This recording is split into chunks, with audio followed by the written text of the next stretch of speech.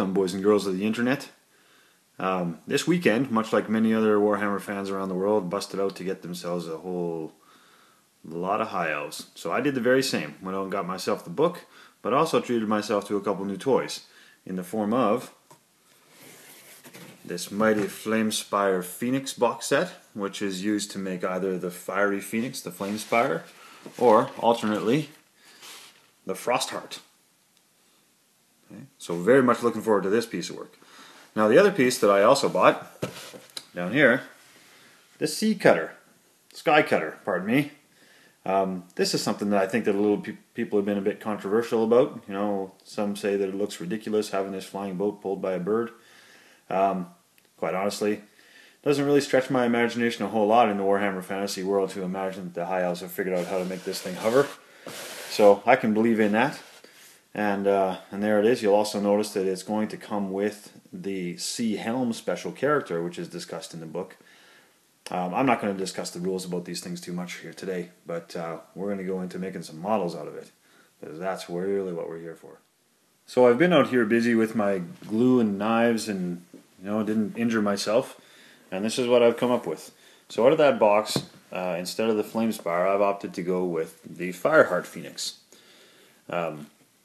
So when gluing this together, we've gotten to this point pretty quickly, honestly, and I'll point out a couple of key things here on it. First of all, the way that the wing is done is there's the feathery part of the wing that is the basis. You get one set of those in this box.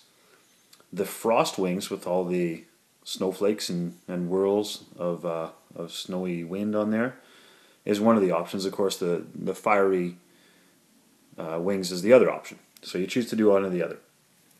The body is comprised of one piece that creates the back, and then on the underside it's actually two pieces that go together, and you can see it's pretty seamless, but it goes together to make the underside. Of course, the tail then, the frosty tail, is something that gets inserted there in the backside, and I think they've done a pretty good job of making those seams hide themselves so that you're pretty flawless in how that goes together.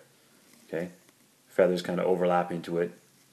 You see a little bit of minor gapping here, but really honestly, that's not going to bother me in any way. Maybe under the underside here, where we did the wings to come into the body, I think that gap is going to bother me a little bit, so I'll get some sculpting putty in and do some shaping there to make that fill. The head for this thing, you get actually two options for the Frostheart in here, one without the armored helmet and one with. This one with the armored helmet on is actually meant to be Ashtari, and that's Caradhrian's Phoenix pet, I guess. But I decided to go with that one because I like the look of it better. This one is not going to have a rider. Caradhrian's not going to ride on this thing. I'm just going to have this unridden. In fact, because of that, what I want to do with this thing is I want to try to be a little bit dynamic about it, and I'm probably going to mount it on the base vertically, like this. That's my hope. Right? Pretty dynamic. I hope that'll look good. The reason that's what I'm going to try to do to make this happen is try to get it so that it looks like it's brushing close to the ground and spewing up a whole bunch of frost aura. To support it, there's actually all the pieces I need right here on this sprue. If I bring it in, you get a couple of bits of little elven ruin within it. So right there in the center, you can see it there. I'm going to use that piece, which this piece sticks to it to make it a little bit more bulky. Also, I'm going to use, to come to my rescue, these are some extra ruin bits that come on the Sky Cutter. Actually, that's what this sprue is. So you can see the few pieces there. So I can build up this base pretty bulky, and I can get the wing lodged in with that, I hope, with a little bit of reinforcement. Probably have to do some things to weigh it down, but it's possible to do. And then I do have on this other sprue over here, there's the extra head, but it's also got some extra frost spray as well. So I can use that, and I can probably also use an extra bit on the fire side of things to just build that up a little bit, and with a bit of sculpting I can have that kind of showering back. So that's my hope with this guy. And I'm really excited to get to painting this guy now. So now that I've taken this kit and I've made the Frostheart Phoenix out of it, I found myself looking at a whole lot of extra bits on the sprue that I thought to myself, geez, that's a waste. Look at all this stuff here that I could have been making a Flamespire Phoenix out of. So I kind of knocked around a little bit, and I think I've come up with a solution where I can create a second Phoenix out of this one box set in combination with other things. Here's how we're going to go about it.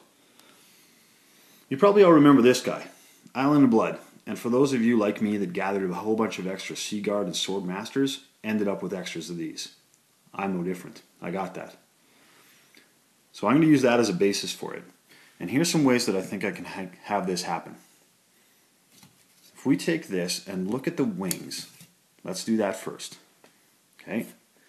And on these wings, if we do some trimming, you can see how that nearly matches up. So if I'm just to cut it away after that second set of wing feathers, I'm, with a little bit of sculpting putty, going to be able to bring these together to make flaming wings. Okay? Easy enough. That's job one. Now, the second part of this, of course, is that we got a whole lion back end. Not going to do for Phoenix wise, of course. So I'm going to have to take a tool and remove this right from here and lose that whole back end after the wings. Okay. That creates a little bit of a problem because, of course, what am I going to fill this out with? Am I a good enough sculptor to get in there and putty all this stuff up and build up the bulk? Maybe not. But here's the other solution. What's coming to the rescue here is the kit from the Sky Cutter. So we have our bird that comes in the Sky Cutter. There he is. And he's structured a little bit oddly. But the point here is that we've got two sets of the remaining torso here. The reason for that is they gave you two different ways to either have the wings upraised on this bird or to have them down. So that means that I've got a spare set which I can integrate into where I've cut away here so that I can bulk that out. I've got feathers. Yes, I'm going to have to do some sculpting to make that smooth, but I'm pretty confident that I can bring that around. Also in here, I do have an extra set of eagle's legs. Now these are going to look pretty scrawny on the sides of the Phoenix, but quite honestly, it's still going to come together okay. These laurels that are trailing off the end can probably be chopped down and built up with a little bit to make them look fiery as well. So I'm going to intend to do that. Then, once I have that built up, then I can come to the tail. And this one can then tuck in behind the wings, like thus, and we're going to have the trailing tail of a Flamespire Phoenix. So, then once we've finished that and we got that all brought together, we can pop the head on here. Okay? And the head is a two-part one, right? Sorry, that's a bit close. But I just brought one out here to show you the comparative size. That can crank onto there. We'll get our Phoenix head. Again, some sculpting putty to bring that together nicely. And I should be able to have a Flamespire Phoenix out of this. Of course, the other thing that I've considered too is that the Flamespire, I think, is worthwhile having ridden by the Anointed of Asuryan. We're going to have to do some working with this rider bits that are on here. I'm sure I can make it happen. I haven't quite formulated that yet, whether I'll incorporate much of the bits that are already part of the Griffin kit, but I'll certainly be integrating parts from the other kit. So watch for future updates on this. We're going to try to do the Frostfire first, and then we'll follow up and see if we can make a Flamespire out of this one as well. I'm really looking forward to messing around.